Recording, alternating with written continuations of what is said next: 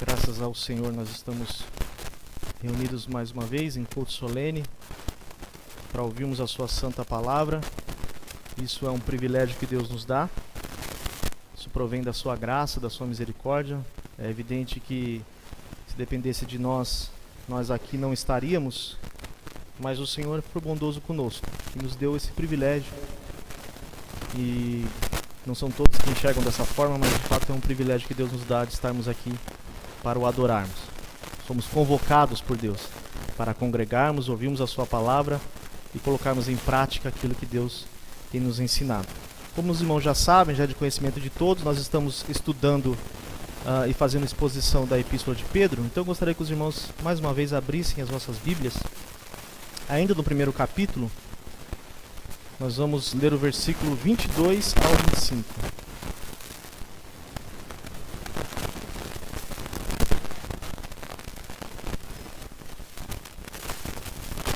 1 Pedro,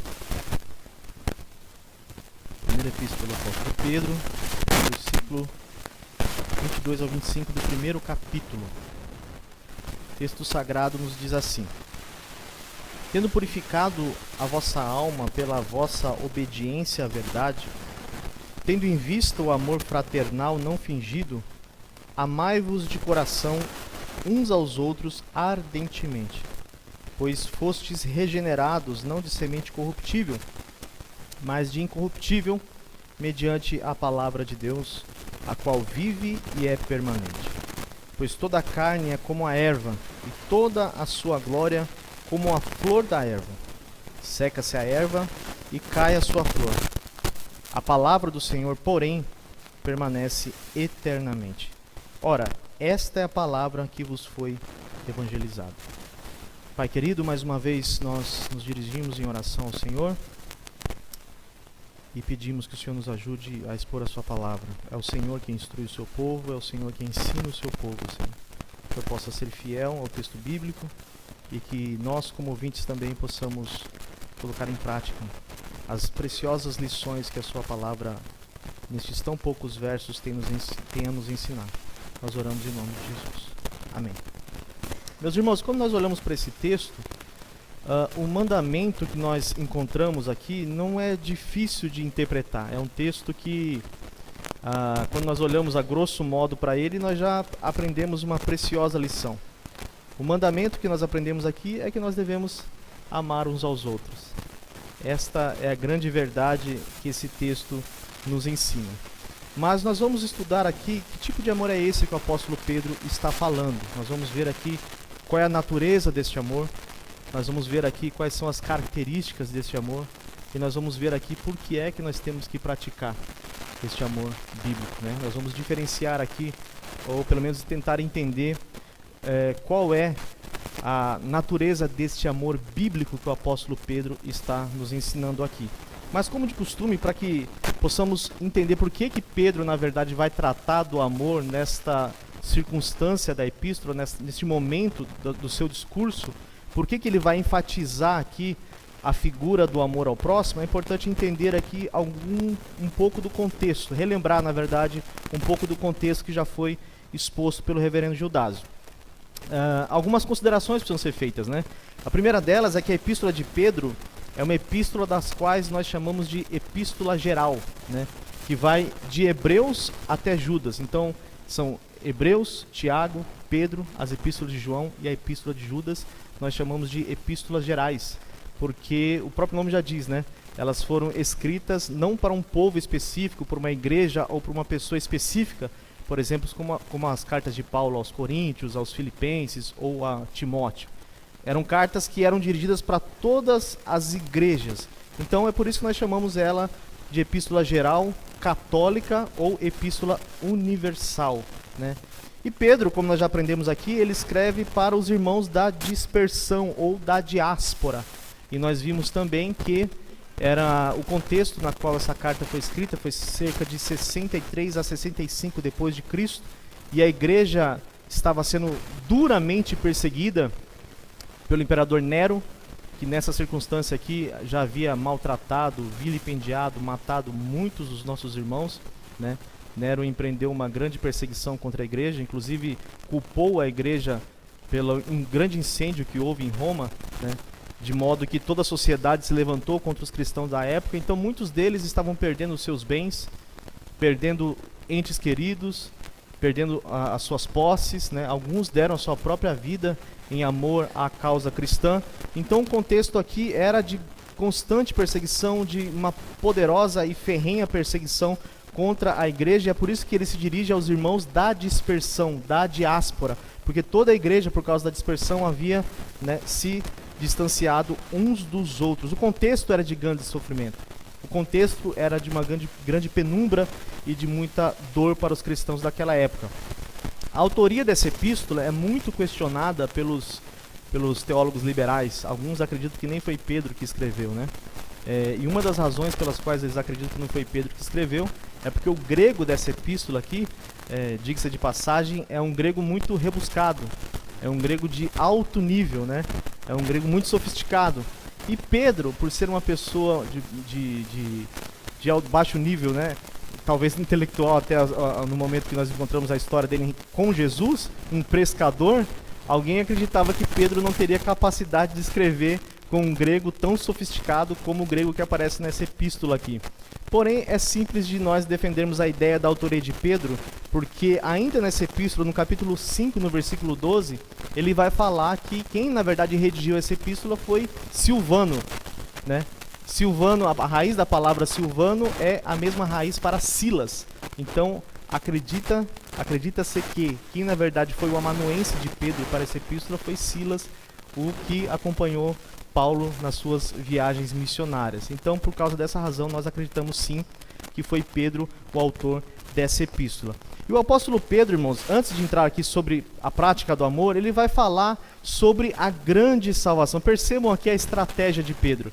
Os irmãos daquela circunstância, da diáspora, estavam perdendo seus bens, estavam sofrendo duras perseguições, estavam perdendo as suas posses, perdendo entes queridos. Então, a primeira estratégia de Pedro aqui para esses irmãos, para fortalecê-los na fé, é falar sobre a grande salvação que eles receberam em Cristo Jesus. O objetivo de Pedro era que os irmãos tirassem os olhos das coisas transitórias desta vida, das coisas passageiras dessa vida, das glórias deste mundo, das belezas deste mundo, né? E até mesmo dos sofrimentos que eles estavam sofrendo, e colocassem os seus olhos na grande salvação que eles haviam recebido em Cristo Jesus. E ele começa então a dar algumas características dessa salvação. Ele vai dizer que essa salvação é uma peregrinação. É por isso que nos primeiros versículos ele vai chamar os irmãos de forasteiros, enfatizando a ideia de que essa vida é transitória, que nós estamos aqui de passagem, que nós não devemos colocar o nosso coração nas coisas passageiras dessa vida.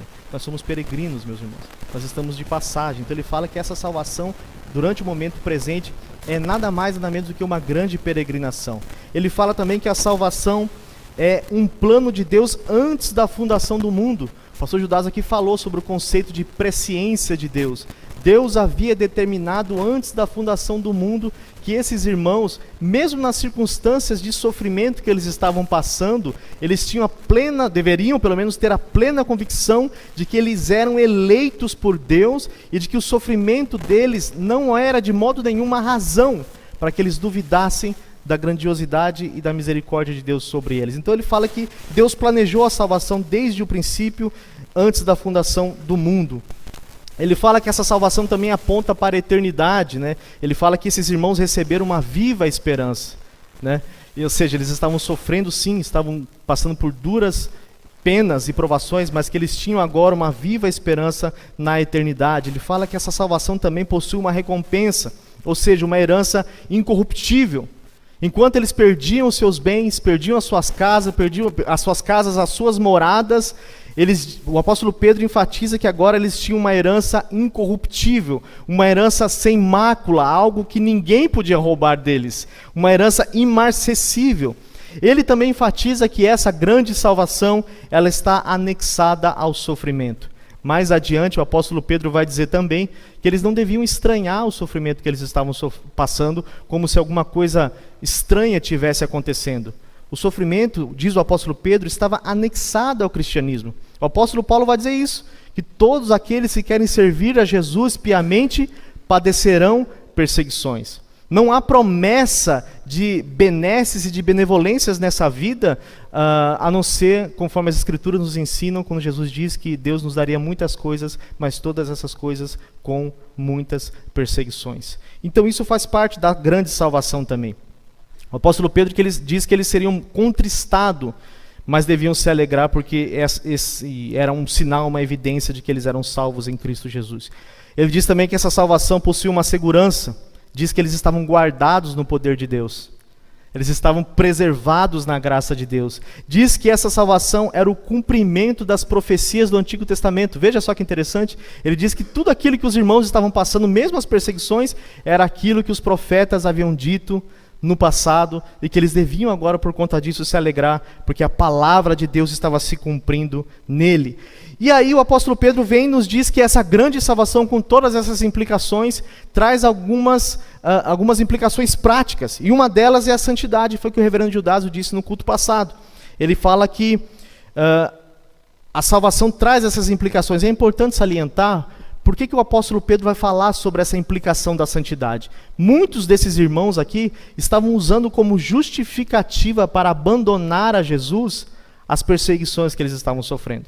Os sofrimentos que eles estavam passando estava sendo uma justificativa para largar a cruz ou para se entregar ao pecado. Então o apóstolo Pedro vem dizer, não, vocês foram salvos, vocês foram eleitos, e essa eleição traz uma implicação, e a primeira delas é a santidade. E nós aprendemos no culto passado que nós devemos então nos esforçar para ser santos do seguinte modo, guardando a nossa mente, ou seja, cingindo o nosso entendimento. Nós devemos ter autocontrole, nós aprendemos sobre ser sóbrio, não devemos ser dado aos excessos. Aprendemos a confiar na graça futura, apesar da nossa salvação já ser evidente nesse presente momento, nós devemos olhar para o grande dia em que Cristo voltará para julgar os vivos e os mortos, e essa é uma das razões pelas quais nós devemos nos santificar.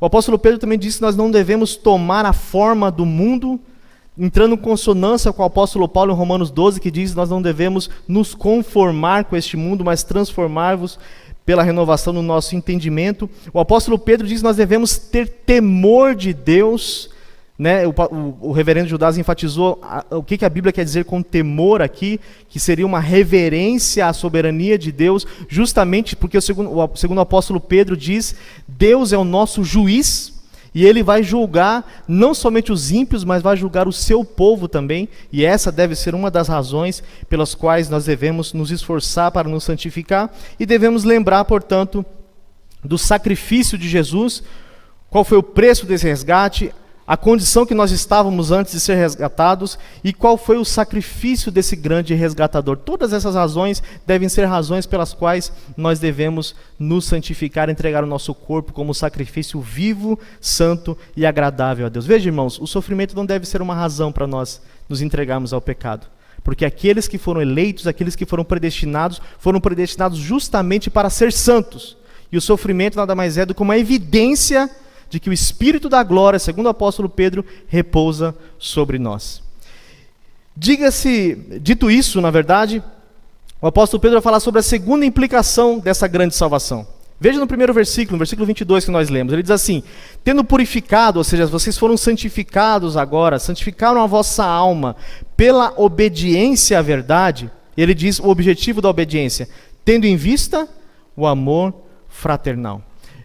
O apóstolo Pedro está dizendo o seguinte, vocês foram santificados, e a santificação tem um objetivo. Qual é o objetivo da santificação? O amor fraternal. Deus não santifica ninguém para que essa pessoa seja uma pessoa orgulhosa, ou demonstre superioridade espiritual sobre a vida dos demais. O que Pedro está ensinando aqui é que a santificação tem o objetivo de você servir ao próximo. A santificação tem o objetivo de você amar ao próximo.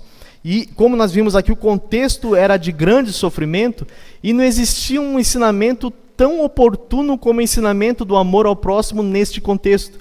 Como eu disse, os irmãos estavam passando por dificuldades e amar o próximo se tornou uma grande necessidade naquela época. Inclusive o apóstolo Pedro mais adiante vai falar sobre uma das características do verdadeiro cristão é a hospitalidade.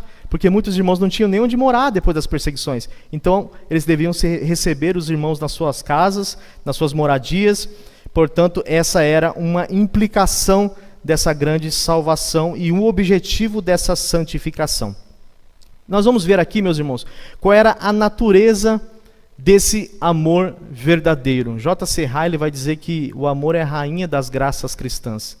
Entre a fé, a esperança e o amor, que o apóstolo Paulo fala, a que persevera ou que supera todas essas graças, é o amor. Mas que tipo de amor é esse? Os irmãos viram aqui no versículo 22, que o apóstolo Pedro fala o seguinte: tendo purificado a vossa alma pela obediência à verdade, visando assim o amor fraternal não fingido.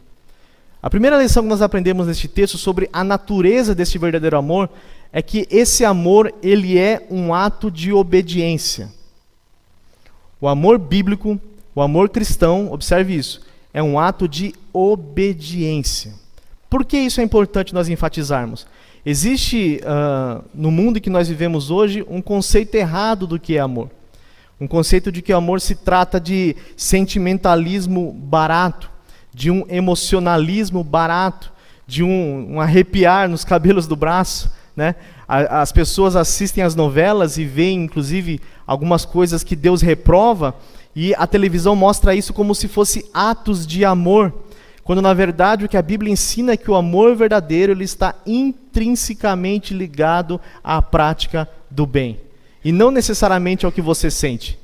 E não necessariamente ao que você entende ser amor, mas à prática do amor ao próximo, fazer alguma coisa para o próximo.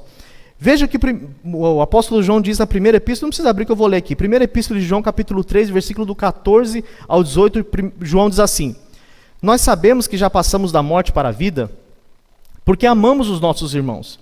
Aquele que não ama, permanece na morte. Todo aquele que odeia o seu irmão é assassino. Ora, vós sabeis que todo assassino não tem a vida eterna.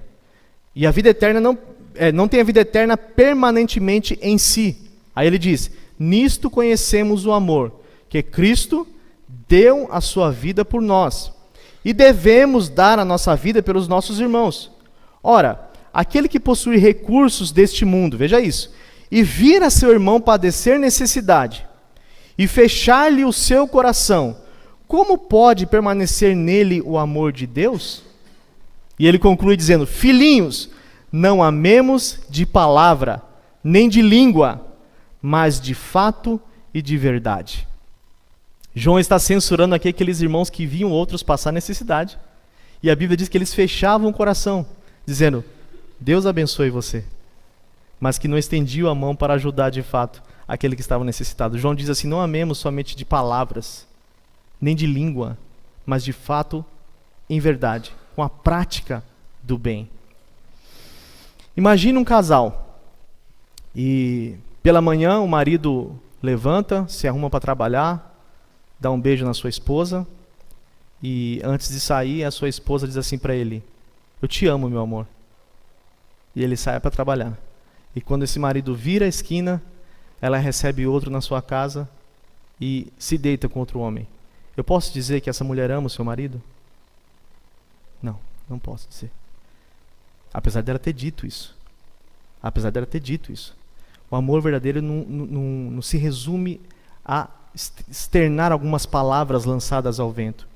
E na prática, muitas vezes é isso que nós fazemos com o próximo, irmãos. O amor está ligado à prática de boas obras. Veja que João diz também no capítulo 21, versículo 17, do Evangelho de João, diz assim: pela terceira vez Jesus lhe perguntou: Simão, filho de João, tu me amas? Pedro entristeceu-se por ele ter dito pela terceira vez: tu me amas? E respondeu-lhe: Senhor, tu sabes que eu te amo. O que Jesus disse? Então vai e apacenta as minhas ovelhas. Demonstre com obras que você me ama. Faça alguma coisa. Demonstre com alguma atitude que você ama. E foi exatamente isso, e eu me emociono até em pensar sobre isso, irmãos, porque foi exatamente isso que Deus fez conosco. Romanos 5,8 diz assim: mas Deus prova o seu amor para conosco, em que Ele ficou na janela da eternidade, olhando para nós, caminhando para o inferno. É isso que a Bíblia diz?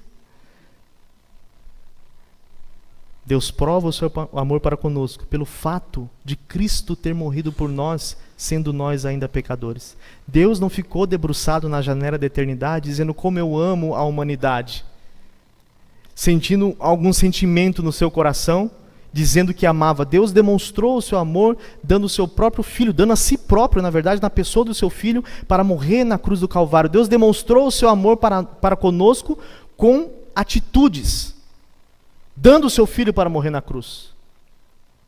João 3,16 diz assim: porque Deus amou o mundo de tal maneira, de que modo? Que deu o seu filho, para que todo aquele que nele crê não pereça, mas tenha vida eterna. Então nós não devemos dizer somente com a boca que nós amamos os nossos irmãos. Nós devemos demonstrar com palavras que nós os amamos, fazendo alguma coisa de modo a abençoá-los. J.C. Halley mais uma vez vai dizer aqui sobre o que não é o amor. E olha que coisa interessante, irmãos. O amor da Bíblia não consiste somente em dar aos pobres. Quando a gente pensa em amor, a gente já pensa, não, amar então é você ajudar, dar uma cesta básica para alguém, né? Ajudar alguém. Também isso faz parte. Mas não consiste somente nisso. O apóstolo Paulo, em 1 Coríntios capítulo 13, lá na grande descrição que ele faz sobre o amor, ele vai dizer: ainda que eu dê o meu corpo para ser queimado no fogo, e ainda que eu entregue todos os meus bens para os pobres, se eu não tiver amor, nada seria. Paulo está dizendo que é possível você dar todos os seus bens e ainda assim não fazer por amor. O que acontece, João, é que muitas vezes nós ajudamos as pessoas por motivos egoístas. Muitas vezes nós fazemos alguma coisa pelo próximo, não pelo próximo propriamente dito, mas fazemos por nós, para aliviar a consciência, né? Já viu aquela expressão, faz uma para Deus ver? A gente faz uma para Deus ver. A gente faz porque a gente quer que a nossa consciência seja aliviada, na maioria dos casos, né? A gente tira até selfie e coloca na internet, para que todos vejam como nós somos bonzinhos. E nós fazemos muitas vezes por razões egoístas, e muitas vezes para mostrar para as pessoas como nós somos cristãos. J.C. Halley vai dizer também que o amor da Bíblia não consiste em nunca desaprovar a conduta dos demais. Amar não é ser tolerante ao erro dos outros. Veja que coisa interessante. Hoje existe esse conceito de que se você ama alguém, você não pode reprovar a pessoa. Na internet, não sei se os irmãos estão cientes disso, mas o padre, acho que é Fábio de Mello o nome dele, ele fez uma crítica à saidinha que o governo dá para os criminosos nessa época do Dia dos Pais, e teve um caso dos Nardones, né, dos pais que mataram a sua própria filha. Ele fez uma crítica no Twitter falando que achava um absurdo aquilo, né, de liberar alguém que matou a própria filha no Dia dos Pais, né, que para ele não fazia sentido. Mas não é bem isso que eu queria falar. O que eu queria falar é o seguinte: as pessoas começaram a atacar ele na internet por ser cristão. Você, cristão, você devia amar o próximo. Aí eu fiquei pensando comigo, o conceito de amor dessas pessoas é aprovar, tolerar o erro dos demais? Irmãos, gravem o que eu vou falar, por favor. Gravem o que eu vou falar. A maior manifestação de amor que você pode dar a alguém é repreendê-la quando essa estiver errada. Se você vê o seu irmão caminhando para o inferno, se você o ama de verdade, diga isso para ele. Você está errado. Com amor, com carinho, com compaixão, né, com misericórdia, mas essa é uma grande demonstração de amor, é a maior demonstração de amor. Se eu disser para os irmãos que repreender alguém errado não é amor, então Pedro está errado. Porque Pedro está nos orientando aqui. Pedro está nos repreendendo. Então é uma demonstração de amor, e é exatamente o que Deus faz. Hoje, no Dia dos Pais, nada mais pertinente do que falar sobre isso. Deus, sendo Pai, conforme o autor dos Hebreus fala, Ele repreende e castiga todos aqueles o quanto Ele ama. Um pai que não castiga o seu filho, um pai que não repreende o seu filho, um pai que não disciplina o seu filho, não pode dizer que ama o seu filho. A maior manifestação de amor, meus irmãos, está quando você diz, de fato isso acontece, né, que a pessoa está caminhando para o erro, para o engano. O amor da Bíblia também não consiste em nunca desaprovar a opinião religiosa das pessoas, né? Vivemos a época hoje também do não julgueis. Se alguém está errado, você reprova teologicamente a pessoa, você está julgando. E na verdade, boa parte das epístolas, se não todas as epístolas do Novo Testamento, foram escritas justamente para combater, né, ideologias, filosofias, heresias da época. Então, se é errado você corrigir uma pessoa teologicamente, então todos os autores do Novo Testamento estão errados, né? Na verdade, é uma implicação do amor também você ensinar a verdade para a pessoa, instruir na verdade a pessoa, mesmo que a verdade em algumas circunstâncias seja dolorida. E depois de falar sobre o que não é amor, veja o que ele diz: o verdadeiro amor se dedicará diligentemente em fazer tudo o que está ao seu poder, para diminuir a aflição e aumentar a felicidade dos outros. Como seu mestre, ou seja, Jesus, ele buscará mais o servir do que o ser servido, e não esperará nada em retorno. Como o grande apóstolo, ou seja, o apóstolo Paulo, o apóstolo do mestre, se gastará e será gasto pelos outros, mesmo que eles lhes paguem com ódio e não com amor. O verdadeiro amor não quer recompensa. Sua obra é a recompensa. Quem ama de verdade não espera nada em troca. Ele simplesmente ama porque é um mandamento. E deixa eu enfatizar uma coisa aqui, é uma ordem. É uma ordem bíblica. Então não espere você sentir alguma coisa pelo seu irmão para amá-lo. Obedeça.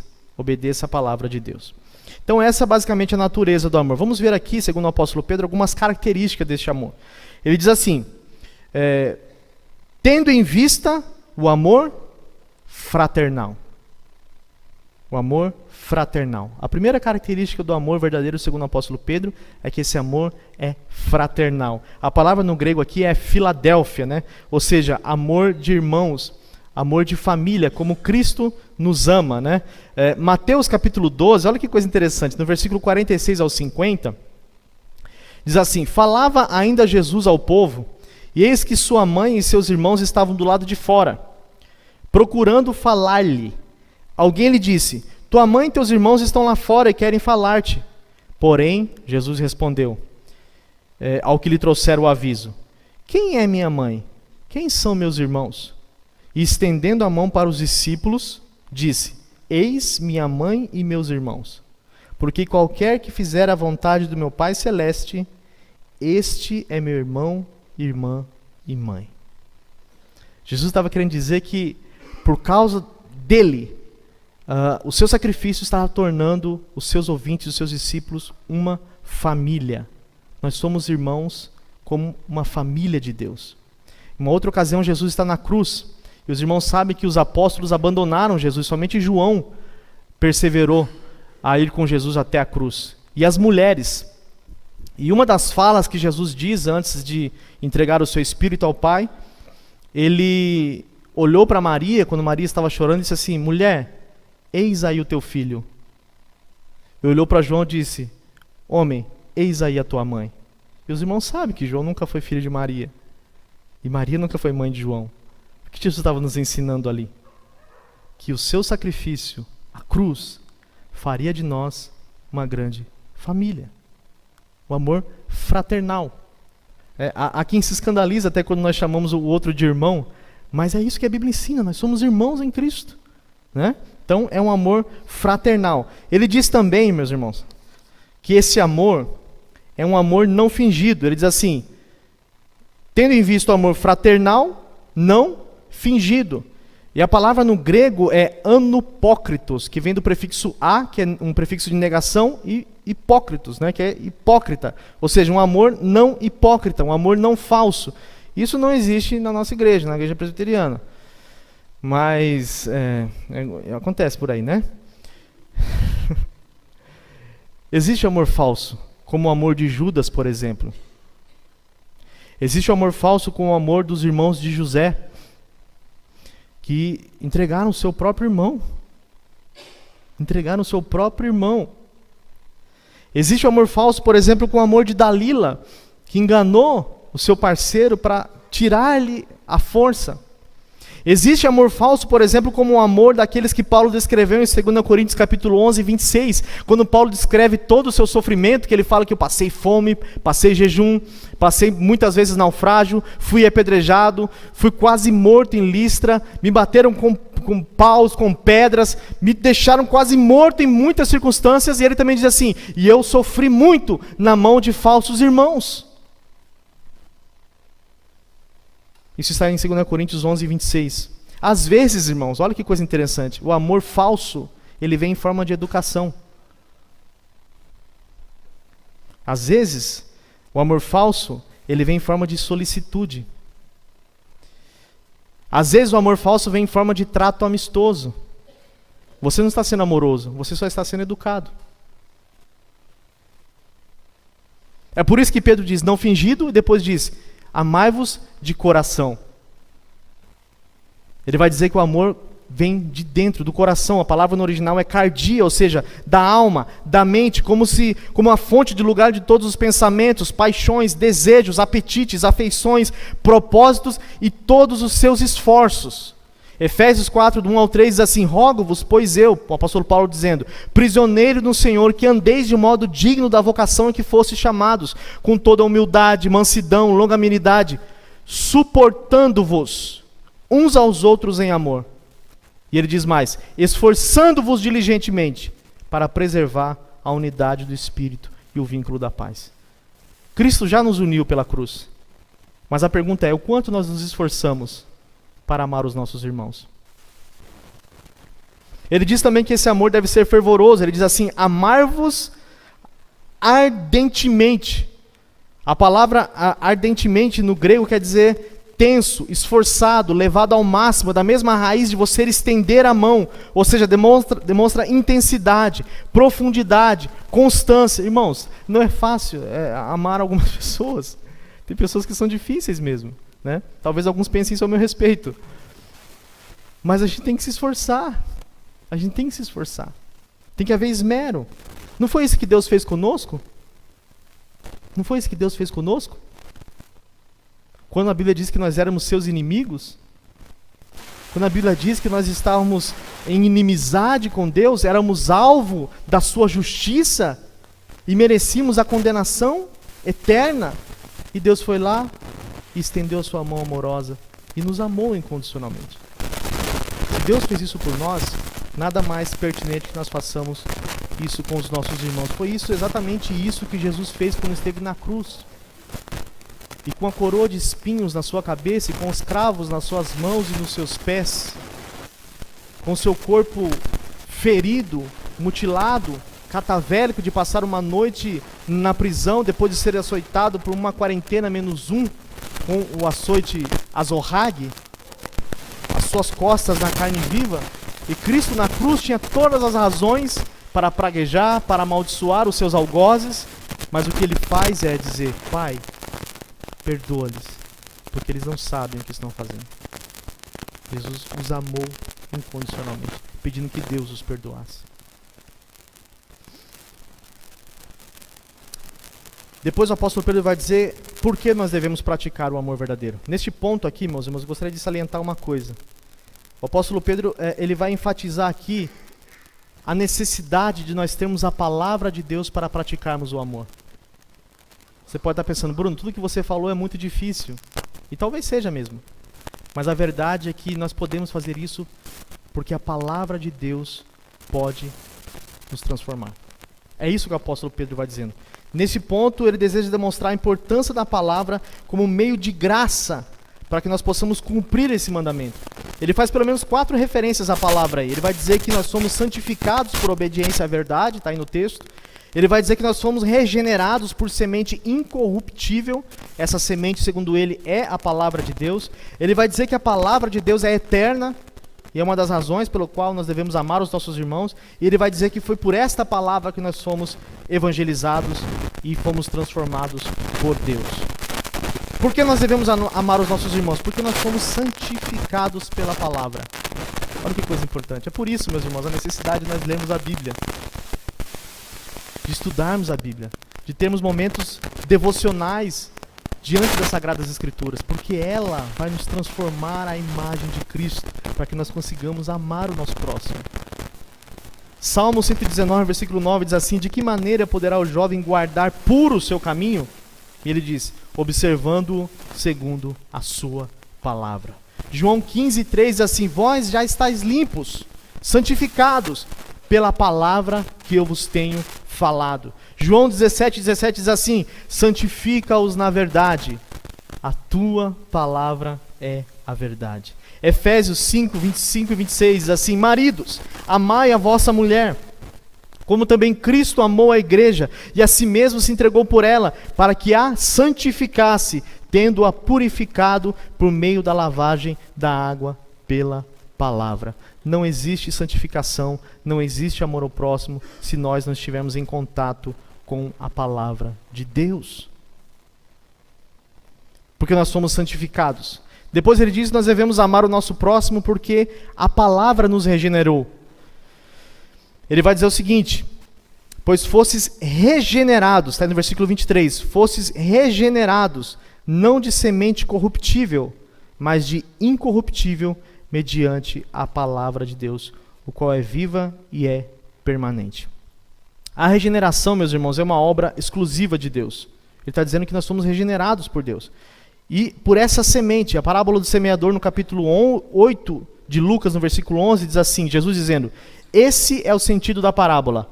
A semente é a palavra de Deus. Deus colocou uma semente no nosso coração. E ela nos regenerou. E quando Deus regenera alguém, essa obra é uma obra exclusiva de Deus. Ele coloca em nós a imagem de Cristo. Pedro está dizendo: vocês devem amar o próximo porque reside em vocês a semente da palavra de Deus. Vocês são agora uma nova criatura. E não é conveniente que vocês, como nova criatura, não amem os seus irmãos. João 3, do 3 ao 5, conta a história de Nicodemos, um doutor em Israel, que foi ter com Jesus de noite, porque não queria ser visto pelos homens, e ele chegou dizendo assim: bom mestre, bem sei que és vindo de Deus, porque ninguém pode fazer os sinais que tu fazes se Deus não for com ele. Estava dizendo que Jesus era Messias. E Jesus, como não enrola, né, não come pelos cantos, vai direto no problema da pessoa, diz assim: Nicodemos, é necessário você nascer de novo. Você tem que nascer de novo. E a palavra nascer de novo no grego é nascer do alto, nascer de cima. O nascer de novo não é uma obra nossa, não é um esforço, um mérito nosso, é uma obra de Deus. É quando Deus transforma uma pessoa pela sua graça, e foi exatamente o que Deus fez com você.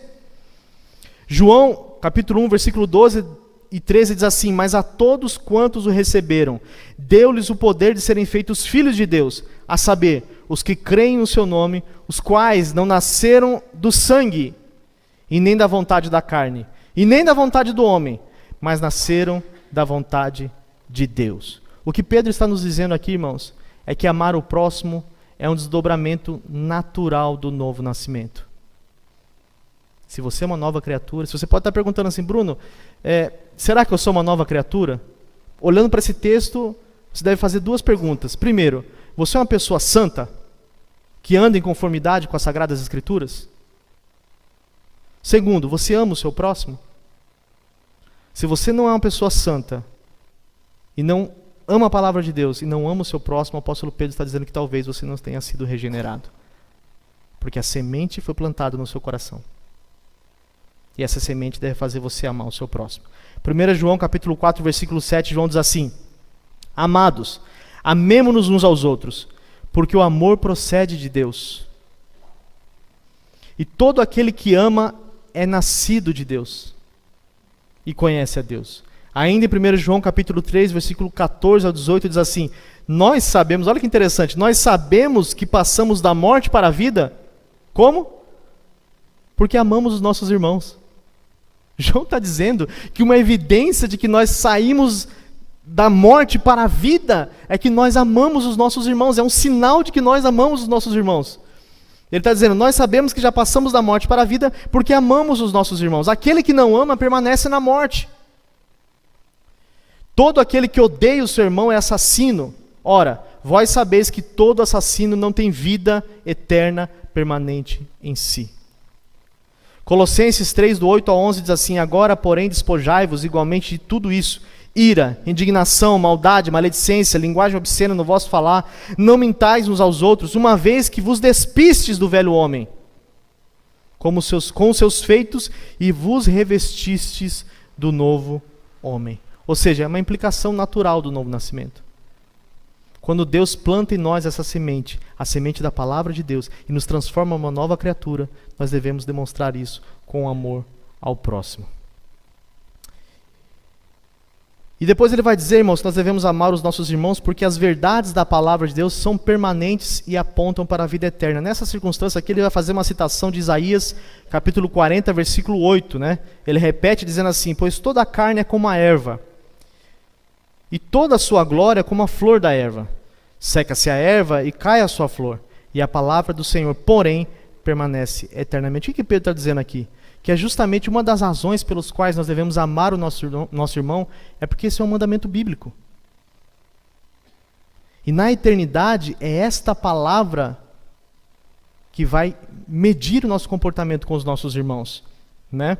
A vida, ela é transitória demais. E há quem diga, né, os irmãos já devem ter ouvido isso em algumas circunstâncias, que no céu não vai ter palavra. Já viram isso? No céu só vai ter louvor, no céu não vai ter palavra, né?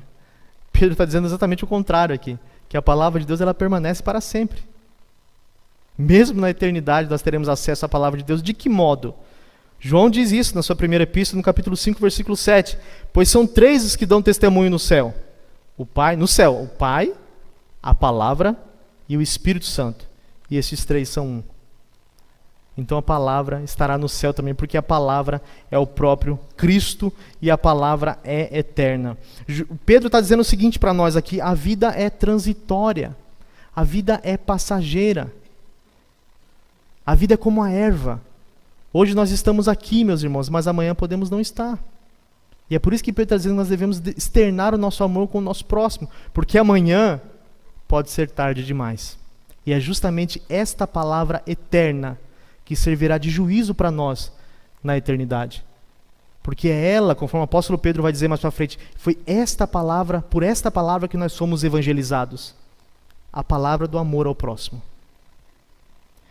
Então nós vimos aqui, meus irmãos, que o amor nada mais é do que a prática do bem. Nós vimos que o amor é o resultado natural de quem nasceu de novo. Nós vimos que o amor ele deve ser fraternal, não fingido, de coração e fervoroso. Nós vimos que devemos praticar o amor porque a palavra de Deus nos santificou, nos regenerou, e é a palavra de Deus que nos glorificará. Deixe-me fazer uma pergunta para os irmãos. Quanto tempo você passa estudando a Bíblia? Quanto tempo durante a semana você passa de joelhos orando a Deus para que revele para você as verdades da palavra de Deus? Ou ao menos pensando nas sagradas letras. E às vezes nós não conseguimos colocar a nossa vida cristã em prática porque nós não estamos em contato com a palavra de Deus. Abra sua Bíblia aí, eu já vou encerrar em Neemias capítulo 8.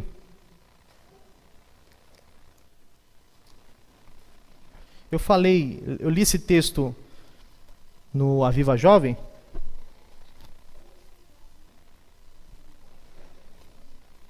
Neemias capítulo 8.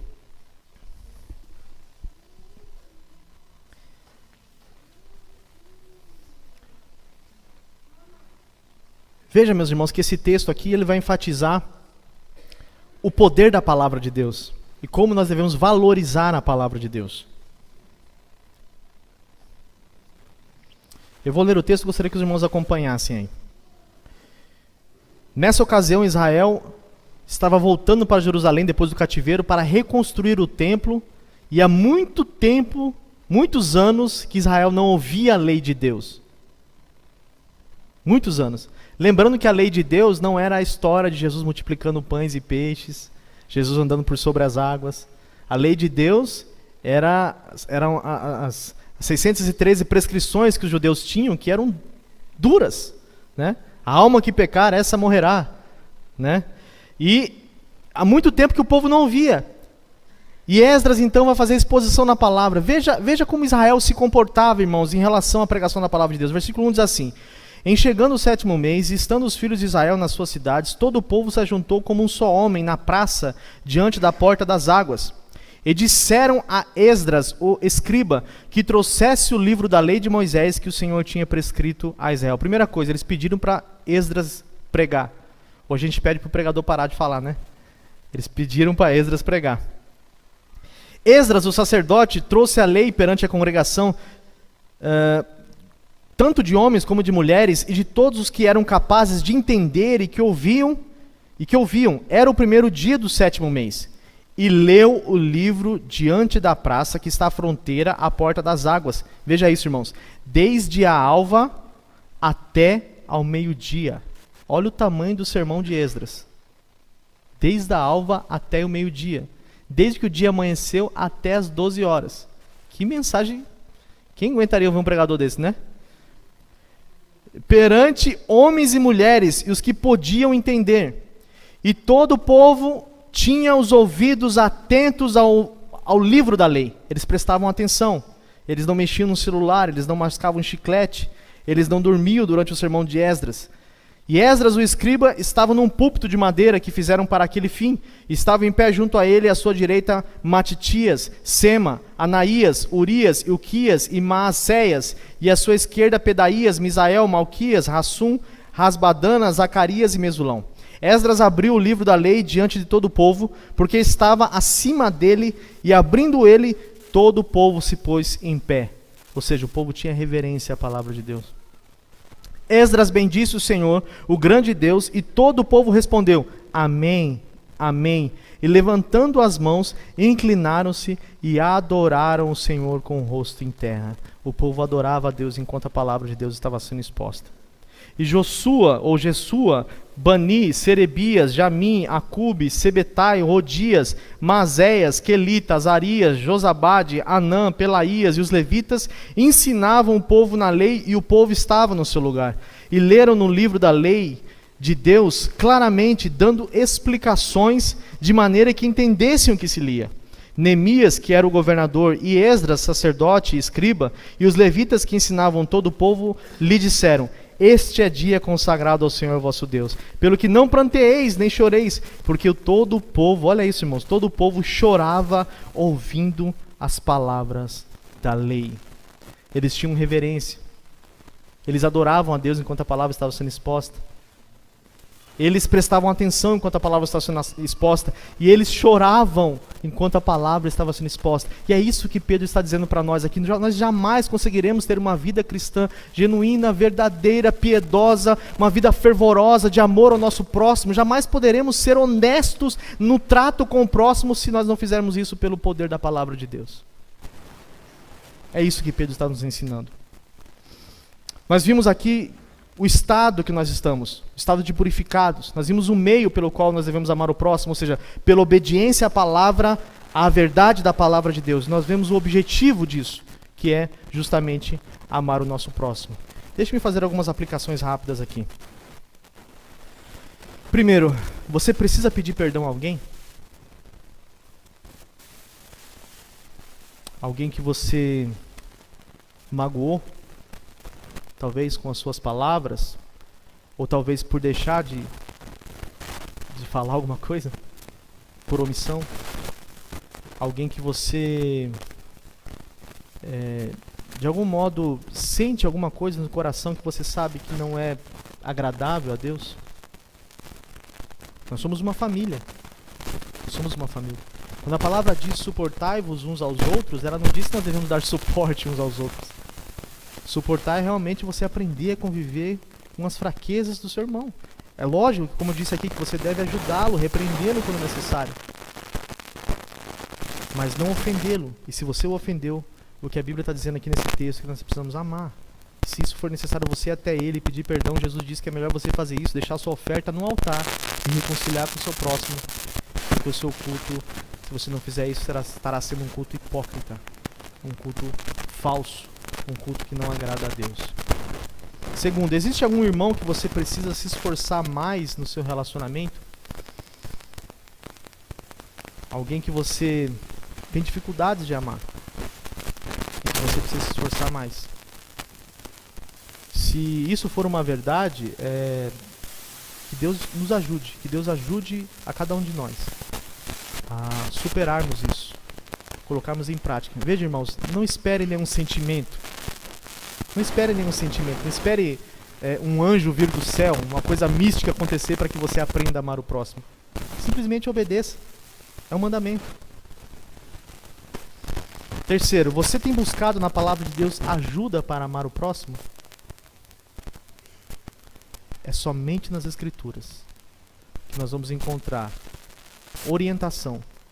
Não somente orientação, mas segundo ela mesma nos ensina, santificação, transformação à imagem de Cristo, para que possamos assim exercer essa graça tão sublime, que é a graça de amar os nossos irmãos como Cristo nos amou.